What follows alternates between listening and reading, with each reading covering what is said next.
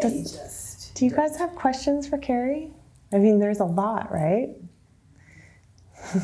We could literally, like, I could keep you going all night. Is anything coming up for you guys? How many people max were taught at Joseph's? So I'm going to repeat her question. Stacy asked how many people maximum were taught. You're asking about Joe's studio, but you realize Cary wasn't with Joe. Sorry. At Romana's, you mean? Yes. Yeah. So at Romana's studio when you arrived. Okay. Or when you were there. Okay. Now, there were, on our really busy days, remind you, we had 6 reformers straight in a line. Then we had 3 Cadillacs, 2, one on one end, and a shorty one, and a half one. And then 4 mats, so that's 6 and 4, that's 10. And then the Cadillacs, so I would say, you know, on the busy hours, it'd be 16 people in the room. Oh, wow. And the thing was, is they had the knowledge of, they saw it was a busy day, so they kept their pace so that everybody could, like, get on equipment. No one was like, I mean, things that happen today, I'm sorry to say, you know, I've seen. It doesn't happen with my clients, but I've seen it with other people, like, stop, pick up my cell phone, let me just get, like, no way, that does not, I do not deal. So that's what went. On a busy day, I remember, you know, Phoebe it was a ledger, like a big book like this, and it was written in. And I would say on our busy months, I would say, you know, March, April, May, June, to July, it'd be 83 people a day. That's a lot, 83 people a day. So you and Phoebe were basically managing the whole place? Not when I first got there, but when Aris Isotoni came along, they made me the manager. Mm-hmm. And then we How many years did you do that? Oh, from whenever Aris Isotoni was there. I don't know. I think they were 85, they came in, till 89. Mm-hmm. But before that, you know, Phoebe was pretty much, you know, we all got different roles there. I mean, Phoebe was like, she could do everything. Phoebe did all the billing and the bank.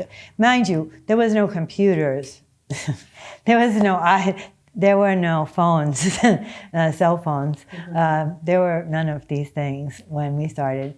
And so you had to, like, deposit your money in a bank, you had to go, you know. Yeah?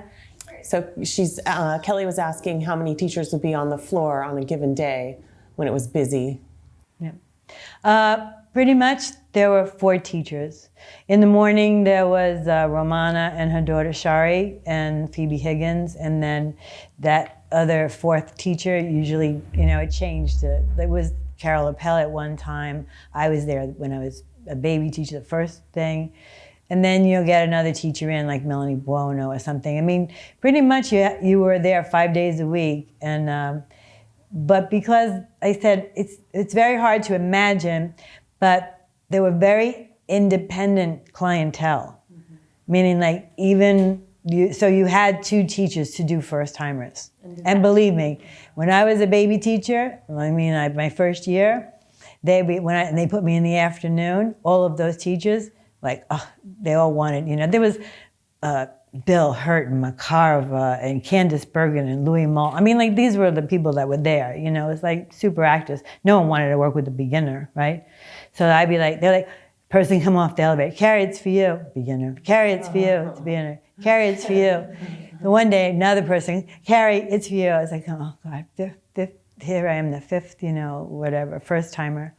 And Douglas Ficacelli always made fun. He would say, oh, you'll be working with Miss Cary Regan. I said, would you stop calling me Regan? My name is Regan. Don't associate me with that man. And the woman who's the client, she goes, yeah, I know how you feel. I'm like, why? She goes, he's my father. And it was Patty Davis. I was like, oh my God. I was like, she's like, don't worry. She's like, I got it all the time. Don't worry. Well, that goes to show you, this is how it goes. As soon as they realized it was Patty Davis, you know, President Reagan's daughter, right? So I get the first time, but it goes buzz around that, you know. So exactly. Next day, Romana's got her, this one's got her. It's like, but when I was a baby teacher, it was just like, first timer, right? Another first timer walks off, they're like, Cary, it's for you. I was like, oh God, what is this? And there's this guy with the bandana. It's the 80s. And he's got like the spike bracelet. And he's got like, zebra skin pants and everything, and a bandana. And I was like, and it was like, oh, it's Steve Van Zandt. Nobody knew the hell who Steve Van Zandt was, but they were like, it's for me. It's for Cary. I was like, okay, Steve Van Zandt's mine. And he was hysterical. He had to change bandanas to his exercise bandana and back. Awesome. Yeah, he was funny. So when you, but hands on with him, don't go near his head. He was like, well, I said, I'm not going to take your bandana off. Let's be real. When you were there, obviously it started out with all these clients who had a lot of independence and would do their own workout, but is there a time when you saw a shift where there were less of that happening? The only shift happened when the studio closed. When the studio closed. Tell me the story of that, because you told me once when I said, you tell it. Okay, so anyway, the year is 1989. And that's when I had my ACL reconstruction. So I was on... Eris Isis Toner still owns the studio at that point. No, Weetai Ohm. Oh, Weetai Ohm. Okay, yeah, Weetai Ohm owns the studio. Had bought it from Eris. Okay. You don't want to know the numbers. It's so sickening. It's like... Anyway. So, I had been out of the studio and I was on workman's comp because I was a dancer and it happened during a rehearsal. So I had money to stay home and just be on crutches. And back then still, every surgery is different, but my surgeon wanted me on crutches for like 2 solid months. And so now I was down to 1 crutch. But anyway, that night, it was March 31st, and around 10:30 at night, phone rings, pick it up. It's Bob Leakins, and he's like, Cary? I was like, yes. He says, guess what? I was like, what? He's like, studio closed today. I was like, what are you talking about? He's like, 5 o'clock, Weetai announced, stop what you're doing, start packing. And they were going to put everything in storage because the marshals were going to come and slap a seal on the door and seize all the assets of this business because of the debt that was in. So then I get off the phone with him and I call Phoebe, and it's a lot to get her to answer the phone, but I did. And I said, you didn't tell me what the... And she was like, I didn't know. She goes, I went to work this morning and no one said anything. So now Phoebe's a manager and they didn't say anything. So I said, well, that's it. You're coming to my house tomorrow morning. I'm taking my big bag, my denim Gap bag, and we're taking a cab and we're going there. We get off the elevator, we get there. Romana, Cary, Weetai, the physical therapists were there, but they had their equipment there and everything. Their tables, their stuff, and everyone's like in shock, and I'm like behind the desk, and I'm like, here we go, and throwing in. Now again, no computers, right? So the Rolodex has all the names and addresses and phone numbers of the clients, and I'm like, Rolodex in the bag. And they were like, you can't do that. I'm like, oh, really? Oh, I just did it. And back toe tensor in the bag. It was like, Phoebe, let's go. We're going to the back office. I open the drawers. I'm like, in the bag, in the bag, in the bag. They're like, Cary, you can't do this. And Romana's like, she goes, but I said, no. I said, after 9 years, faithfully coming here, I said, forget it. You're just going to close up. What are you going to do with all these client stuff and they had lockers there, like mesh, wired baskets, but with hooks. And I said, no, because Phoebe and I will take the Rolodex. She'll go through this. I'll go through that. We'll call the clients. They'll know. Who are they going to think? We're the managers. They're like, they don't know you, Weetai. They don't know you at all. And we'll return their... I said, do you know that some of the lotions that are in these things from these women are like, $200 lotions these are like editors of Mademoiselle, of, Vogue magazine. These are people who like, what they leave in a place is like $500 back then of, makeup. So that was it, and it was a shock, and I looked at Romana, and I saw Romana, and she was there with this other girl who is now and still is a teacher called Pam Party, and those were like apprentices back then in that year. And I realized she was just going to go to her apprentice and like, c'est la vie, it was like, oh wow. So it's like, okay, yeah, I have to make a living for myself. But couldn't wait for, and Romana was pretty much going into Dragos, and Witai was giving her one of the reformers, and he was looked at me, he says, no, nothing for you. And he brought one of the reformers down to Howard Shichel's office, and that's how Phoebe Higgins was working there, and that's how Power Pilates started, was in Howard Shichel's chiropractic office. Interesting. Yeah. And what happened to the rest of the equipment that was there, do you think? All went into storage. A storage company, which I had the phone number to, which the JRW physical therapist and we looked at it every single month to make sure if he didn't pay the storage charge, we would just we would seize it. We came close once, but So close. and then he sold it all to. He kept it up for the 3 years, and then he sold it all to Sean Gallagher. So Sean ended up with that equipment. Yep. And everything. The files. So is that the equipment that Sean had at like 72 Broadway? Yep. Sean had everything. And for the mere price of $7,000. Oh my God. And how much had Witai bought it? $5,000. Oh, Witai bought it from Eris Isotoner for $5,000. Yeah. And then $7,000. Right. What files did Sean use so that he had all the files? Well, it's like all the memorabilia, all the... That stuff was all at the studio. It was all part of the deal. Yeah. So the question was, what else came with that deal? And part of it was the archives, in effect, that Sean now owns, which would include all of Joe's old receipts and client books and ledgers. And Romana's time. So they're all there. I mean, I'm sure he has gotten memorabilia over the years from other situations, but that stuff wasn't the heartbreak to us. I mean, it's amazing to see all the photos everybody got. I don't know how everybody can buy all this stuff, but they do.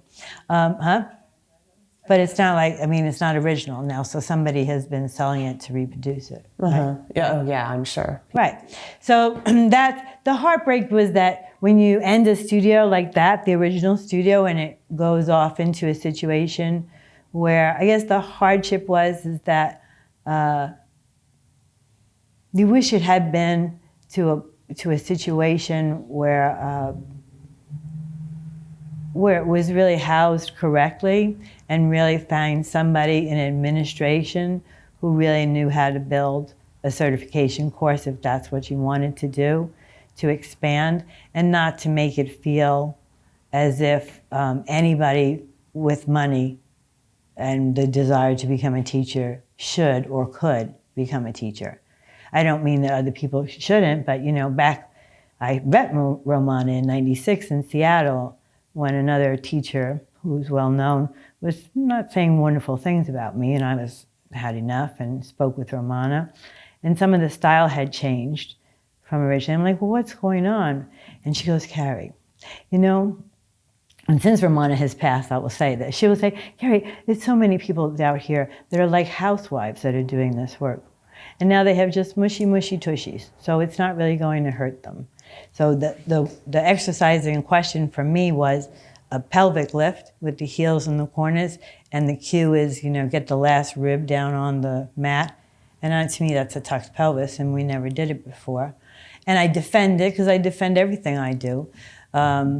Because in the tabletop, on the Wonder Chair, you don't tuck your pelvis. In the bridge, in the mat, you don't tuck your pelvis and keep your last rib on the mat. So why were we doing it on the reformer? So that was my defense for myself. And this other teacher, who is a very well-known teacher, she was like, oh, but it's just an exaggeration. It won't hurt them. I'm like, you know what?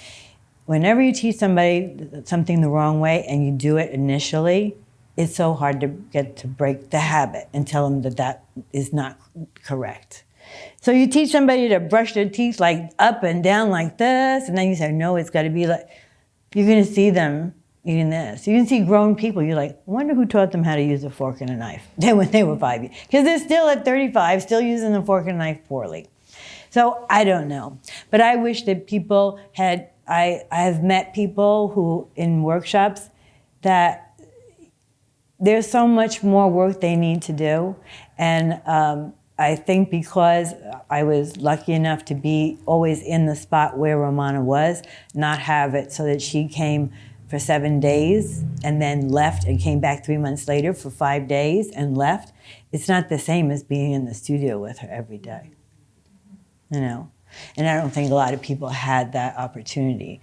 So when people are doing certification programs today that are like on the run, I call it on the run or the travel, it's like they're there for 7 days and then they leave and then they come back 3 months later and then they leave. And I think that's a harder way to learn than what I was able to have.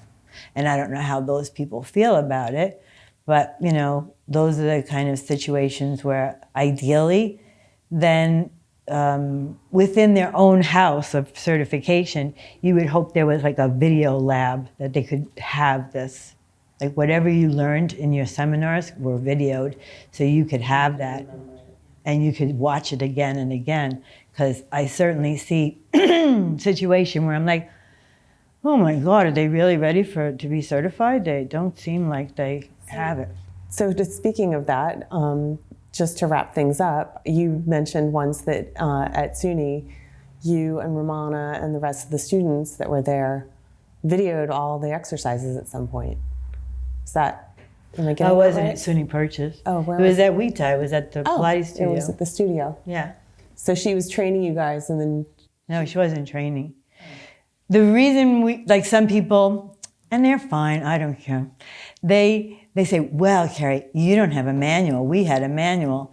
And I was like, oh my God. You had independent study. I was like, independent, forget it. You guys don't even understand it. It's just like, there was only a handful. This is how it goes, and this was the real thing, and this is what Romana said to me in '96.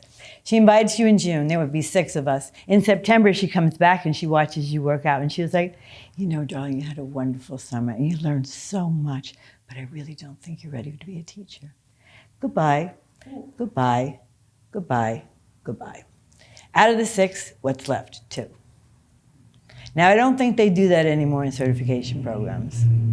They don't see you after 3 months and then evaluate you, which is what they should do. Because it's not, if it's not to put anybody down. It's just like not everybody's a teacher and not everybody wants to be a teacher, or you should be on another track. That you're just like this advancement of a student, like you're wanting to be, you know, you want an intense study as a student. You know, but the thing is that you just don't want it.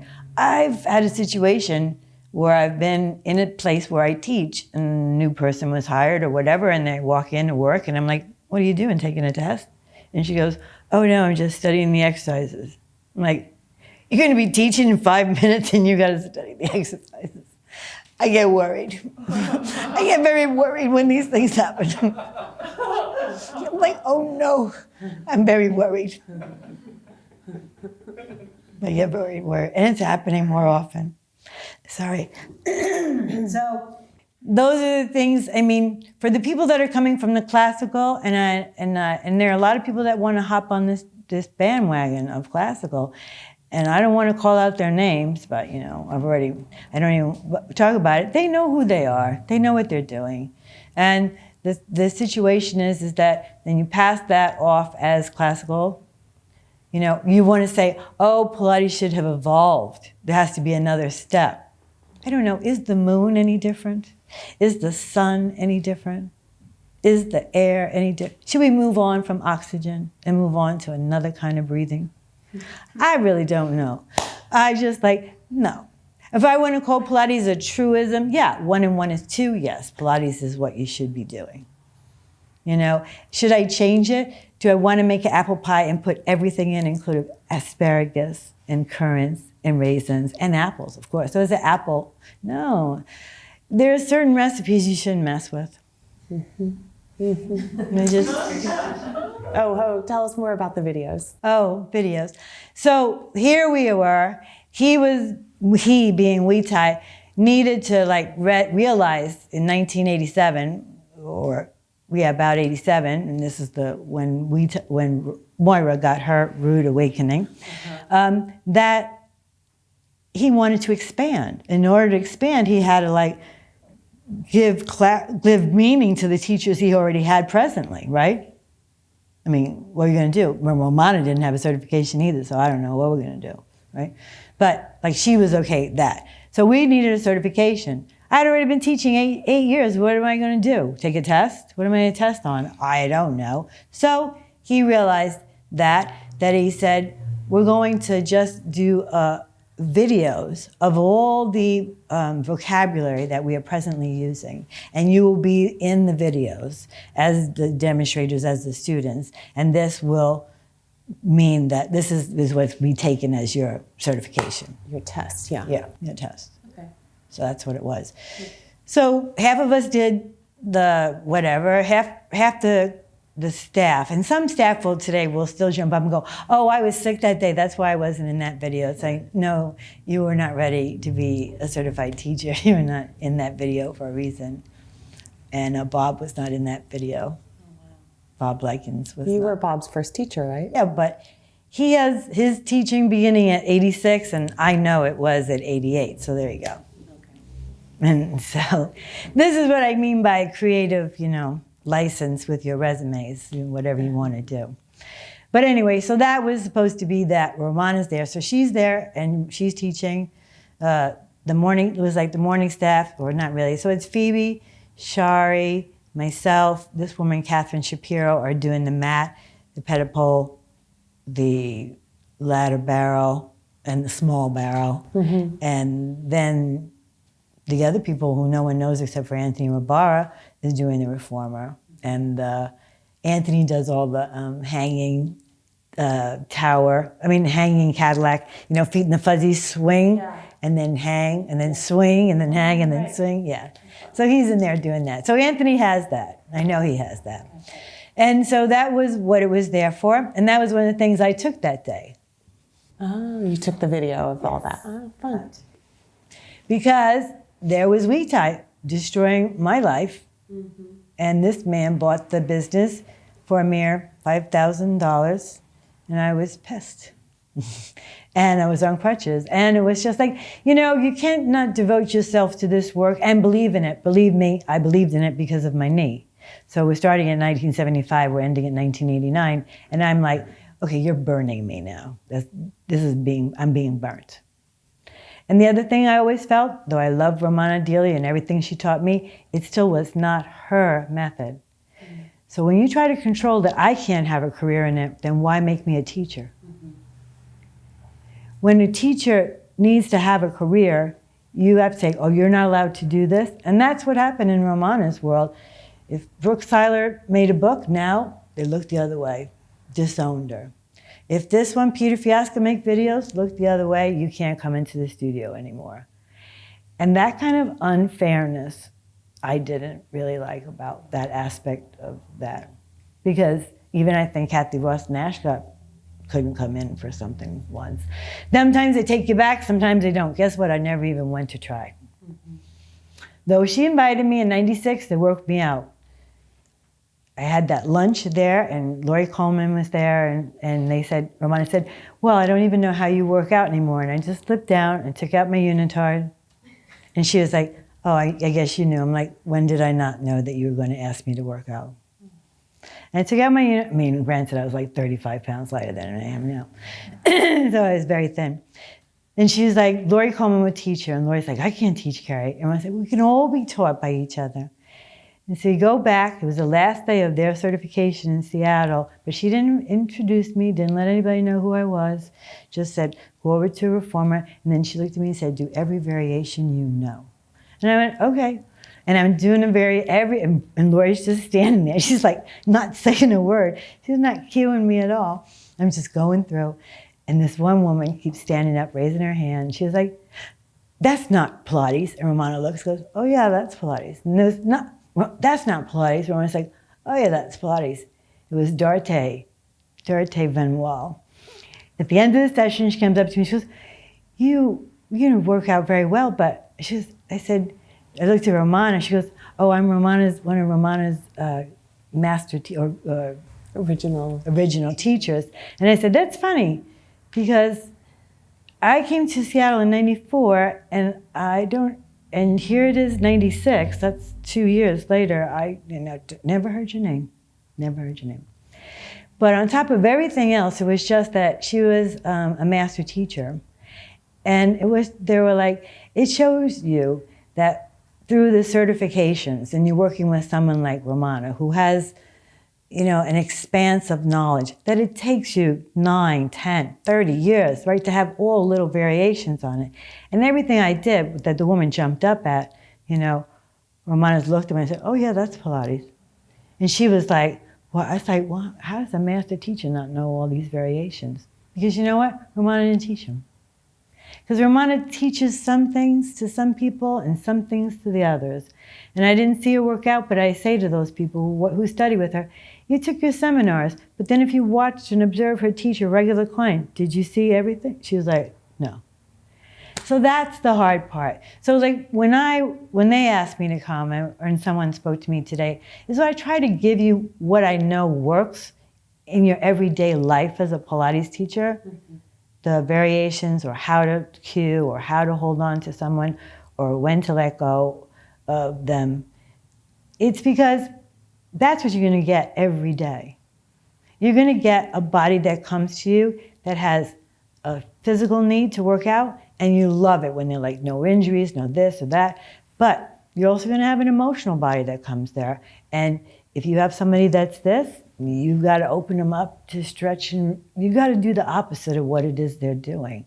And those are the wise things that Romana told me, is you got to do the balance. You got to balance out the person. They're wired for sound. You got to bring them back down. They're like feeling, perk them up. And that was like not the exercise. That's the energy. And then from there, that's Romana's thing. She was like, read who's walking in, how they're feeling, and then decide what you're going to do. And that was like the art and magic of Romana. Romana's magic was, she was a hostess. You walk in her door, you're in her party. You're in her house. And she's going to treat you the way she sees you need to be treated. And she passed that on to us as teachers. She was like, I want you to see what I see. And when she would see something, she'd say, what do you see? And then she goes, now watch. And it was like a little magician handing off another, like, watch what I do. And quietly, like, oh, you see that? Now see the shoulders? Now watch. And then she would go over and do that. Yeah. And I feel that some of that must have got lost for Romana, because then she was out on the road. I got to go 5 days here and certify there and come back here and go out here and go there. She didn't have her home anymore where you come to her and just, she didn't have to travel. And sometimes I think when she was on the road, then that performance of Romana came in. And when she was home, she was like relaxed. It was less consuming of energy when she would be home in her own studio. Yeah, I definitely saw that. But as much as I'd ever had problems with Pilates, I could never, ever forget how much Romana gave me, opened the doors for me. She'd always be the magician in my life. Well, I think that wraps it up. Yeah. That really says it all. Thank you so much, Cary. You're welcome. Wow. We'll see how much trouble I get in now.